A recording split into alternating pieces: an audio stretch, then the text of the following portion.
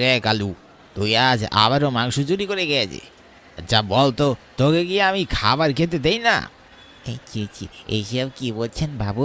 আমি মাংস চুরি করে খাবো কেন? তুই না খেলে পাতিলের এত সব মাংস কোথায় গেল শুনি? এক পাতিলের মাংস আমি কেমন করে একা খাবো বাবু? ইয়ে তো অসম্ভব বাবু। এখন মাত্র রাত 8টা বাজে, এত তাড়াতাড়ি মাংসের পাতিল খালি হয়ে গেল? একটু পরে তো স্টেশনে ট্রেন আসবে, যাত্রীরা রাতের খাবার খাওয়ার জন্যে হোটেলে আসলে তাদের কি খেতে দেব? এভাবে চলতে থাকলে তোমার ব্যবসা লাঠে উঠবে রে। আমি তো পথে বসে যাব রে। না না, কাল সন্ধ্যার পর আর বাড়ি যাওয়া যাবে না, হোটেলেই থাকবো। আর কই রে কালু, আমি বাড়ি যাচ্ছি, তুই এদিকটা দেখে শুনে রাখিস, আমি তাড়াতাড়ি ফিরে আসবো। হ্যাঁ আচ্ছা বাবু। হোটেল মালিক মোহনবাবু বাড়ি না গিয়ে হোটেলের বাইরে এক কোনায় চুপচাপ লুকিয়ে হোটেলের দিকে নজর রাখলেন। বেশ কিছুক্ষণ পর মোহনবাবু দেখলেন গ্রামের 2-3 জন বখাটে ছেলে লুকিয়ে হোটেলের রান্নাঘরের দিকে যাচ্ছিল।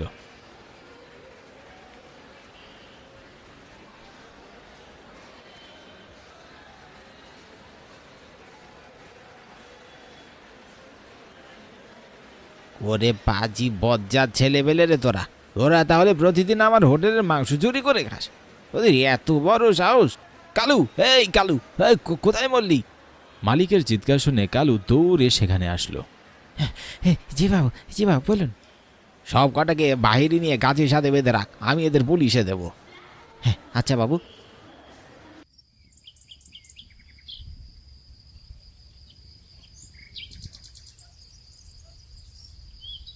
তোর সাহস দেখে আমি রীতিমতো অবাক হয়ে যাচ্ছি মোহন। আমার এলাকায় থেকে শেষে কিনা আমার ভাগ্নিকে তুই বেঁধে রেখেছিস? মাফ করবেন মোড়ল মশাই, রোজ রোজ এরা আমার হোটেলে খাবার চুরি করে খায়, আজ আমি ওদের হাতে নাতে ধরেছি। তাই বলে আমায় না জেনে তুই ওদের ধরে বেঁধে রাখবি? শোন, ওর যত টাকার খাবার ওর চুরি করেছে সব হিসাব তুই আমার থেকে নিয়ে নিস, এখন ওদের ছেড়ে দে। হোটেল মালিক কালুর দিকে তাকিয়ে ইশারা করলো আর কালু ছেলেগুলোকে ছেড়ে দিল। ছেলেগুলো মোড়লের সঙ্গে চলে যায়। গভীর রাত, ঘড়ির কাঁটা ঠিক যখন রাত 10টায় গিয়ে থামে তখন সেই চোরগুলো মশাল হাতে নিয়ে হোটেলের সামনে এসে হাজির হয়। চল এবার দেরি না করে তাড়াতাড়ি আগুন ধরিয়ে দিই। মুহূর্তের মধ্যে দাও দাও করে হোটেলে আগুন জ্বলে ওঠে। আগুন আগুন, বাঁচাও বাঁচাও কেউ আমাদের। আর্তনাদ শুনে গ্রামবাসীরা ছুটে আসলেও কেউ তাদের বাঁচাতে পারেনি। মুহূর্তের মধ্যে হোটেল মালিক, কর্মচারী এবং হোটেলে থাকা সব কাস্টমার পুড়ে ছাই হয়ে যায়।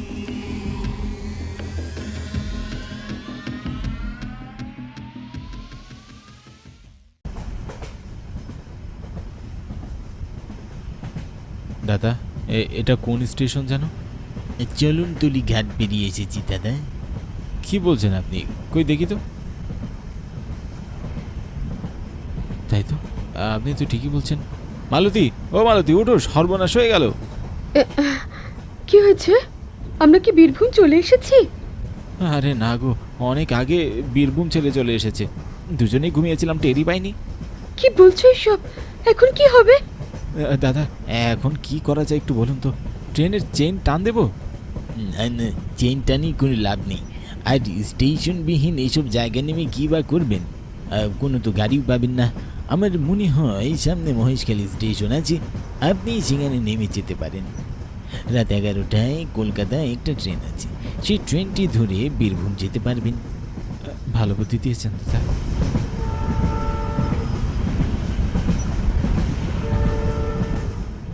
চলো, মহেশখালী চলে এসেছি, তাড়াতাড়ি ট্রেন থেকে নামতে হবে।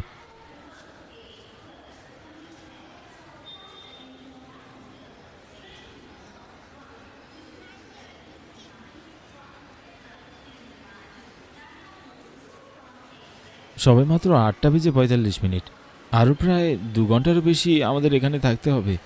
কিন্তু এই স্টেশনটা এমন অন্ধকার কেন? আশেপাশে তেমন কাউকে দেখছিও না। রাতে এই স্টেশনে আর ট্রেন আসবে তো? তুমি যে কি বলো না মালতী, ট্রেন আসবে না কেন? মানে স্টেশনটা একেবারে ফাঁকা, তাই একটু ভয় করছে। ভয় পেও না মালতী, সেটি ছোট একটি স্টেশন, আর তার উপর রাত হয়েছে। তুমি তো জানোই 2 বছর আগে আমি মহেশখালীতে চাকরি করতাম, এখানকার সব পথঘাট আমার চেনা জানা। তুমি চিন্তা করো না। অমাবস্যার কালো আধারে পুরী স্টেশন ঢাকা পড়ে আছে, সেই সাথে কনকনে ঠান্ডা বাতাসে ওদের হাত পাও যেন একেবারে বরফ হয়ে যাচ্ছে। লেডিস ওয়েটিং রুমে তালা ঝুলছে, টিকিট কাউন্টার ফাঁকা। দেখে তো মনে হচ্ছে এর যেন কোনো স্টেশন নয়, অনেক পরিত্যক্ত স্থান। মাত্র 2 বছর আগেও তো এই স্টেশনটি রাতের বেলা কতই না জাঁকজমকপূর্ণ ছিল, কিন্তু এই 2 বছরে কতটাই না পরিবর্তন হয়েছে। জানি না কেন এমনটা হয়েছে। আচ্ছা শোনো, আমার বড্ড খিদে পেয়েছে, সেই দুপুরে খেয়েছিলাম। তাহা বেশ, তো চলো আমরা গিয়ে ডিনারটা সেরে নিই। কাছে একটি ভাতের হোটেল আছে, সেখানকার মাংস রান্না বেশ সুস্বাদু। তারা দুজন হোটেলের উদ্দেশ্যে রওনা হলো। পথে হঠাৎ একজন বৃদ্ধ লোক তাদের সামনে এসে দাঁড়ালো। লোকটির পরনে ছিল একটি লাল চাদর। বয়সের ভারে সোজা হয়ে ঠিকমতো দাঁড়াতেও পারছে না। কারা তোমরা, কেন এসেছো এখানে? আমি অপূর্ব, আর ও আমার স্ত্রী মালতী। আমরা কলকাতা থেকে এসেছি, বীরভূম যেতাম, কিন্তু স্টেশন মিস করে মহেশখালীতে এসে পড়েছি। কলকাতা ফেরার ট্রেনের জন্য অপেক্ষা করছি। তা তো বুঝলাম, কিন্তু এ পথে কোথায় যাচ্ছ? ও কাকা, ওই সামনে যে মাংসের হোটেলটা আছে, সেখানে রাতের খাবারটা খেতে যাচ্ছি। মনে হয় তুমি একটা কিছু ভুল করছো বাবা। সামনে কোনো হোটেল ফোটেল নেই। তোমরা স্টেশনে গিয়ে বসে থাকো, কলকাতা যাবার ট্রেন 11টায় আসবে। কথাটি বলে লোকটি চলে গেল। শোনো, আমার মনে হচ্ছে আমাদের ওদিকে না যাওয়াই ভালো। বৃদ্ধ লোকটি তো বলছেন ওদিকে কোনো হোটেল নেই। মালতী, আমি এখানকার সব পথ ঘাট চিনি। বুড়োটা উড়ে এসে জুড়ে বসেছে কোথা থেকে কে জানে। চলো কথা বাড়িও না, আর একটু সামনে গেলেই দেখতে পাবো।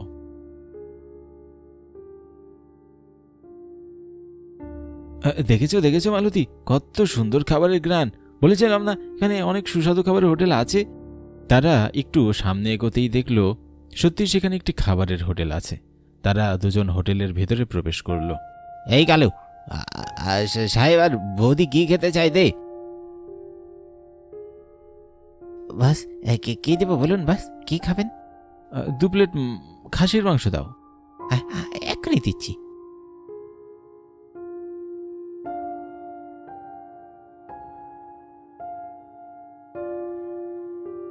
অপূর্ব আর মালতী তৃপ্তি সহকারে খেতে লাগলো। তারা সবাই খাবার শেষ করেও যেন মনে হলো তাদের পেট একদমই ভরেনি। তারা কিছু বলার আগে কালু আবারও তাদের সামনে এসে 2 প্লেট খাবার রেখে যায়। আর মুহূর্তের মধ্যেই অপূর্ব এবং মালতী আবার সেই প্লেটের খাবারগুলো খেতে থাকে।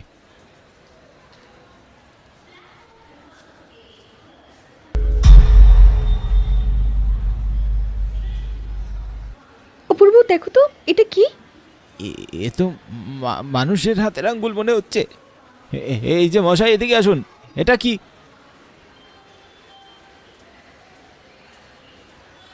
খাবারের মধ্যে এসব কি? আমরা এতক্ষণ কিসের মাংস খাচ্ছিলাম? মোড়লের ভাগ্নিকে ধরে রান্না করেছি সাহেব, এটা হরি হাতের আঙ্গুল। হোটেল মালিকের মুখে এমন রসিকতাপূর্ণ উত্তর শুনে অপূর্ব রেগে গেল আর বলল, এ কেমন রসিকতা মশাই? খাবার নিয়ে কেউ এ ধরনের রসিকতা করে? এত কিছু আপনাদের জানার দরকার কি? কি খাচ্ছেন খান না। হোটেল মালিকের কথা শুনে ওরা প্রচণ্ড চমকে যায়। পরক্ষণেই ওরা লক্ষ্য করল কালুর পা দুটো মাটি থেকে কিছুটা উপরে। অপূর্বর চিৎকারে পুরো হোটেল কেঁপে উঠল। এতক্ষণে ওরা খুব মনোযোগ দিয়ে খাবার খাচ্ছিল। তারা ভালোভাবে লক্ষ্য করে দেখল হোটেলে থাকা প্রত্যেকের ভয়ঙ্কর রূপ। বিষয়টি দেখে ওদের বুকের ভিতরের পানি শূন্য হয়ে গেল। প্রচণ্ড ভয়ে অপূর্ব মালতী দৌড়াতে লাগলো। তারা হোটেল থেকে বের হয়ে যতই দৌড়াচ্ছিল, কিন্তু কি আশ্চর্য, তারা ঘুরে ফিরে সেই একই হোটেলের সামনে এসে পড়ছিল।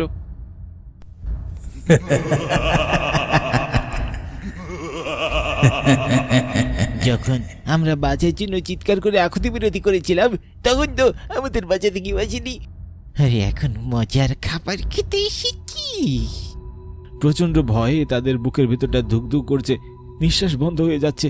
তারা চোখে ঝাপসা দেখতে লাগলো। তারপর তাদের আর কিছুই মনে নেই। জ্ঞান ফিরে আসার পর অপূর্ব দেখল ওরা একটা পোড়া হোটেলে পড়ে আছে, আর তাদের ঘিরে ধরে আছে অনেক মানুষ। তারা লক্ষ্য করল জলের গ্লাস হাতে নিয়ে দাঁড়িয়ে আছে সেই বৃদ্ধ লোকটি, যে কিনা গতকাল রাতে তাদেরকে হোটেলে যেতে বারণ করেছিল। আমি বারণ করার পরও তোমরা কেন ওখানে গেলে? আমি সময় মতো না এলে আজ তোমাদের কি যে হতো। চাচা, আমি তো জানতাম এখানে একটা হোটেল ছিল, তাহলে হঠাৎ এমন কেন হলো? এই হোটেলটা আমার ছেলের ছিল, কিন্তু মোরলের পাঁচি ভাগ্নে তার বন্ধুদের নিয়ে প্রতিদিন হোটেলের মাংস চুরি করে খেত। 1 বছর আগে একদিন আমার ছেলে ওদের হাতে নাতে ধরে রেখেছিল, কিন্তু ক্ষমতার দাপটে মোরল এসে ওদের ছাড়িয়ে নেয়। আর সেদিন রাতে মোরলের ভাগ্নে তার বন্ধু বান্ধব দিয়ে হোটেলে আগুন জ্বালিয়ে দেয়। সেই ভয়াবহ আগুনে আমার ছেলে সহ হোটেলে থাকা প্রত্যেকে পুড়ে ছাই হয়ে যায় বাবা। তারপর থেকে প্রায় প্রতিদিন রাত 8টা থেকে রাত 10টায় এই পুরা হোটেলটা আগের মতো জাঁকজমকপূর্ণ হয়ে ওঠে।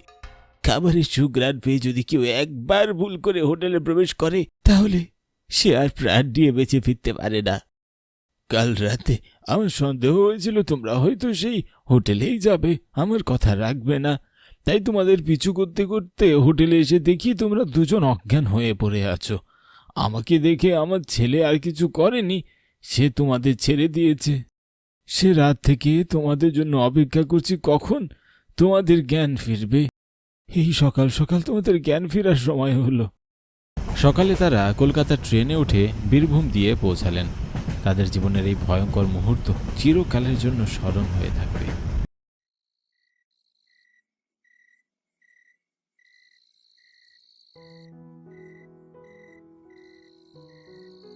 তারপর কি হয়েছে বিজয়? আমি তখন খেয়াঘাটে নামি। সেখান থেকে নদী পার হয়ে ওপারে যেতে হবে। ওপারে গেলে প্রায় 10 মিনিটের পথ, যেটাকে তেঁতুলতলার জঙ্গল বলে। এরপরেই রূপনগর। আমি যখন খেয়াঘাটে এলাম, রাত তখন 2টো বাজে। কোনো মাঝি ছিল না। হঠাৎ করে দেখতে পেলাম একজন মাঝি এসে আমাকে নৌকাতে চড়তে বলল। ভূত ছিল নিশ্চয়ই। দূর বেটা, আগে তো কাহিনী শোন। আমি নৌকাতে উঠে বসলাম। আমাকে ওই পারে নামিয়ে দিল। নৌকাতে প্রায় 20 মিনিট বসেছিলাম, কিন্তু অদ্ভুত ব্যাপার, মাঝি একটাও কথা বলল না। যাক, আমি নৌকা থেকে নেমে যাওয়ার পর মাঝি আমাকে বলল ওখান দিয়ে সাবধানে যেতে। তেঁতুল তলার জঙ্গল নাকি ভালো না, কিন্তু আমি বিশ্বাসই করিনি। তারপর কি হলো? তারপর আমি তেঁতুলের জঙ্গলের দিকে গেলাম। আমার কেমন যেন ভয় করতে লাগলো। কিছুক্ষণ এগোনোর পর হঠাৎ করে দেখতে পেলাম তেঁতুল তলার জঙ্গলে একটা গাছের নিচে একটা মেয়ে দাঁড়িয়ে আছে। মেয়ে বলিস কি রে? অত রাতে ওখানে মেয়ে কি করবে? মেয়ে? আমিও তো অবাক হই, মেয়ে এলো কোত্থেকে? মেয়েটাকে দেখে কেমন অদ্ভুত লাগছিল। সে নতুন বউয়ের কাপড় পরা। মেয়েটা আমাকে বলল সে নাকি আমাকে এগিয়ে দেবে, এই জায়গাটা নাকি ভালো নয়। ফালতু কথা, অত রাতে কোনো মেয়ে কি সেজে দাঁড়িয়ে থাকবে নাকি ওখানে? আর কেন দাঁড়াবে?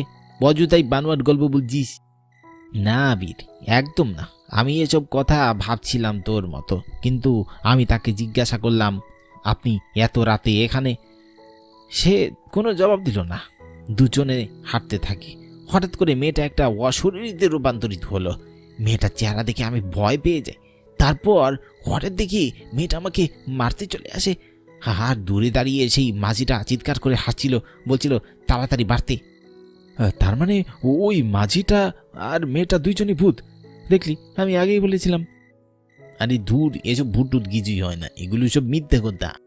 মিথ্যে নয়, সেদিনের পর থেকে আমি অনেক অসুস্থ ছিলাম।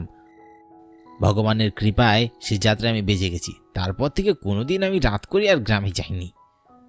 রাতগুলি গ্রামে গেলে তোকে মেরে ফেলবে, খেয়ে ফেলবে, এই তো। সত্যি বিশ্বাস করছিস না তুই আবির? এগুলো সত্যি। আর ওই তেঁতুল তলার জঙ্গলটা আসলেই অনেক ভয়ঙ্কর জায়গা। ওখানে আসলেই অনেক আজে বাজে কিছু আছে।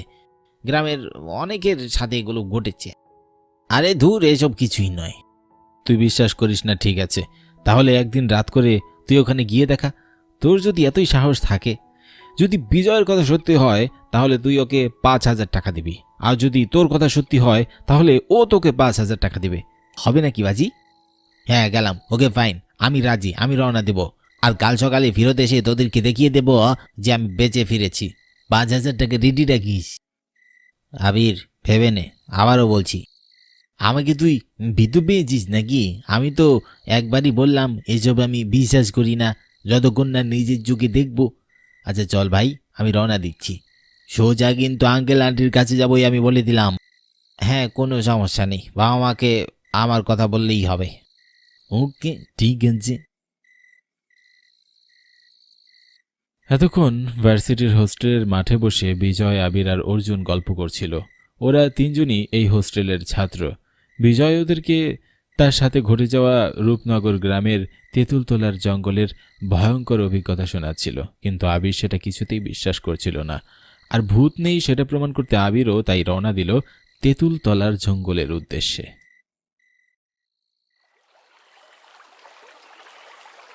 আবির প্রথমে বাসে করে 2 ঘন্টার পথ পেরিয়ে নদীর সামনে এসে দাঁড়ায়। হাত ঘড়িতে দেখে রাত 2টো বাজে। বিজয় দেখছি ঠিকই বলেছিল, এত রাত করে এখানে নৌকা পাওয়া মুশকিল। একটা নৌকাও নেই। অর্জুনের কথা মতো ওপারে যেতে টোটাল 1 ঘন্টা লাগবে। কি করে যে নদীটা পার হব? কিছুক্ষণ অপেক্ষা করতে করতে ওর বিরক্তি ধরে যায়। দাদা যাইবেন? হঠাৎ করে কারো কণ্ঠস্বর আবিরকে চমকে দেয়। সামনে একজন মাঝি বসে আছে নৌকা নিয়ে, গায়ে চাদর মুড়ি দিয়ে, তার চেহারা দেখা যাচ্ছে না। পাশে একটা লণ্ঠন। আবির নৌকায় বসে পড়ে। নৌকা চলতে থাকে।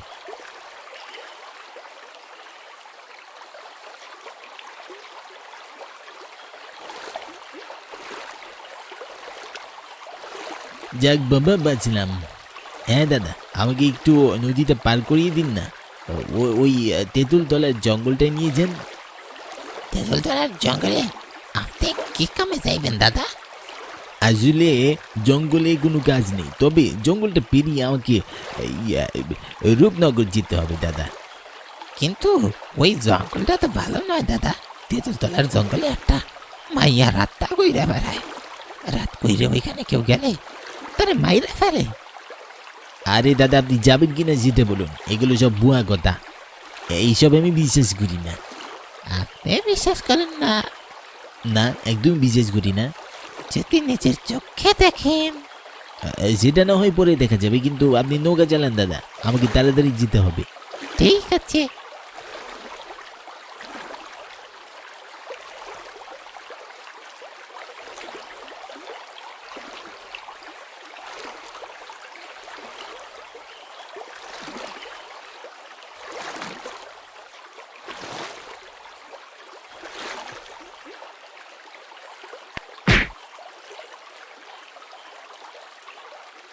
আবির একটু সামনে এগিয়ে যায়। ওই তো সামনেই তেঁতুলতলার জঙ্গল। বিজয়ের কথা মতো আমার এখন সেই মেয়েটার দেখা পাওয়ার কথা, কিন্তু কেউই তো নেই। এটা আমাকে বলদ বানাতে চেয়েছিল। মনে মনে হাসতে লাগলো আবির, কিন্তু সে হাসি বেশিক্ষণ টিকল না। হঠাৎ করে একটা মেয়ের কণ্ঠস্বর শোনা গেল। কোথায় যাচ্ছেন আপনি? আবির তাকিয়ে দেখলো হ্যাঁ, একটা মেয়ে দাঁড়িয়ে আছে। ঠিক মেয়ে বললে ভুল হবে, বিয়ের বেনারসি পরা এক বউ দাঁড়িয়ে আছে, গোমড়া দেওয়া। আবির বেশ অবাক হলো। অর্জুনের কথাই তো তাহলে সত্যি। এত রাত করে এখানে মেয়েটা কি করছে? পরক্ষণেই ভাবে হয়তো মেয়েটার বাড়ি এখানে আশেপাশে কোথাও। তবু আমতা আমতা করে সে জিজ্ঞাসা করে, আমি রূপনগরে যাব, আপনি গিয়ে? আমাকে আপনি চিনবেন না, আসুন আপনাকে এগিয়ে দেই। কোথায় গিয়ে দিবেন আর কেন? আসলে এই জায়গাটা ভালো না। এখানে একটা মেয়ে রাত করে ঘুরে বেড়ায়, কাউকে একা পেলে মেরে ফেলে। কি বলেন? আপনিও এইসবে বিশ্বাস করেন? বিশ্বাস না করার কি আছে? আপনি করেন না? না, একটু করি না। আপনারা গ্রামের লোকেরা এমনিতেই ভীতু, এসব কিচ্ছু হয় না, এসব মনের ভুল। যদি আপনি নিজের চোখে দেখেন তাহলে বিশ্বাস করবেন? বিশ্বাস করব, তবে এমন কিছু ঘটবে না। সায়েন্স বলে ভূত বলে কিছু হয় না।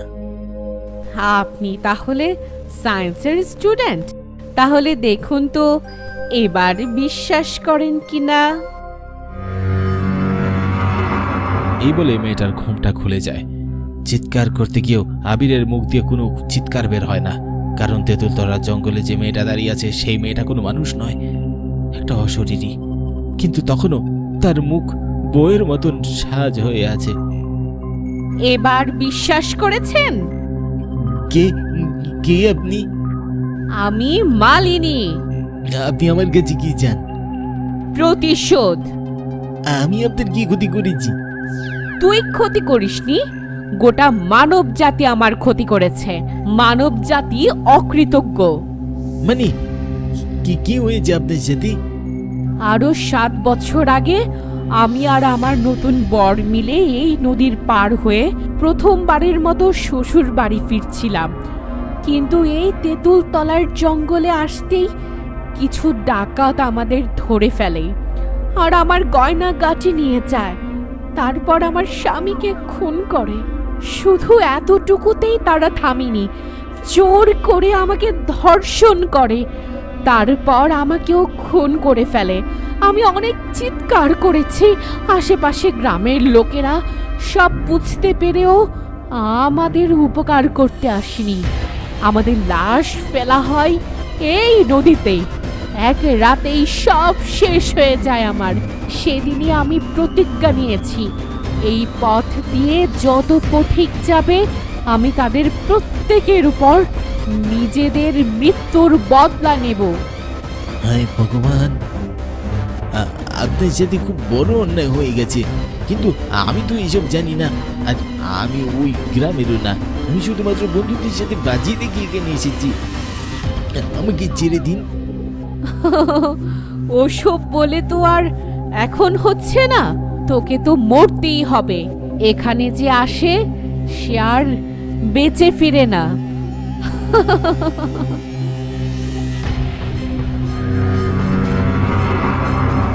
তাড়াতাড়ি করো মা জাননী, সকাল হয়ে আসতেছে, লোকজন চলে আসবে। এটাকে এখানেই মারতে হবে।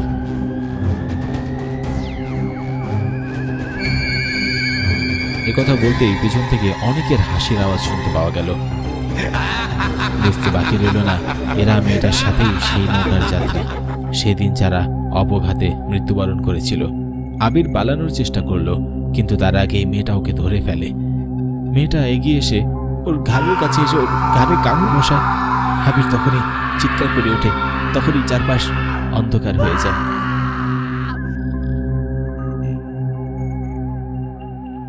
আমি বেঁচে আছি, বেঁচে আছি। আপনারা ওকে কোথায় পেলেন? সকালবেলা তোমাকে ওই তেঁতুলতলার জঙ্গলে আমাদের নিমাই পড়ে থাকতে দেখেছিল, ওই তোমাকে নিয়ে এসেছে। আর গত রাতে বিজয় আমাদেরকে ফোন করেছিল। তুমি যে কেন আসলে? তোমাকে তো আসতে বারবার নিষেধ করা হয়েছিল। এখন ঠিক আছো? আন্টি, আমি আসলে বিশ্বাস করতাম না, কিন্তু এখন আমি বিশ্বাস করি। ঠিক আছে বাবা, রেস্ট করো। তোমার ঘাড়ে চোট ছিল, ব্যান্ডেজ করেছি, এখন আর সমস্যা নেই। অশেষ কৃপা। আমি এখনই ঢাকা চলে যাব। কি বলো? তোমার শরীর অসুস্থ, এখানে তোমার কোনো অযত্ন হবে না। তুমি নিশ্চিন্তে থাকতে পারো, সুস্থ হলেই যেও। না না আন্টি, আমি চলে যাব। আবিরকে অনেক করে বলেন ওনারা, কিন্তু সেখানে আর এক মুহূর্ত আবির থাকতে চাইল না, থাকার সাহসও নেই। এই অভিশপ্ত গ্রাম আর জঙ্গল থেকে তাকে যত দ্রুত সম্ভব বেরোতে হবে। সেদিনই হোস্টেলে ফিরে আসে আবির।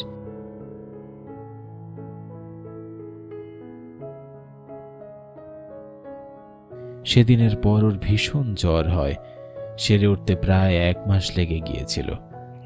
তারপর থেকে আর কোনোদিনই আবিরের মুখে শোনা যায়নি ভূত নেই, কারণ তেঁতুলতলার জঙ্গলই সেটার সব থেকে বড় প্রমাণ। নিজের চোখে দেখা এমন জ্বলন্ত প্রমাণ সে কি করে অস্বীকার করবে?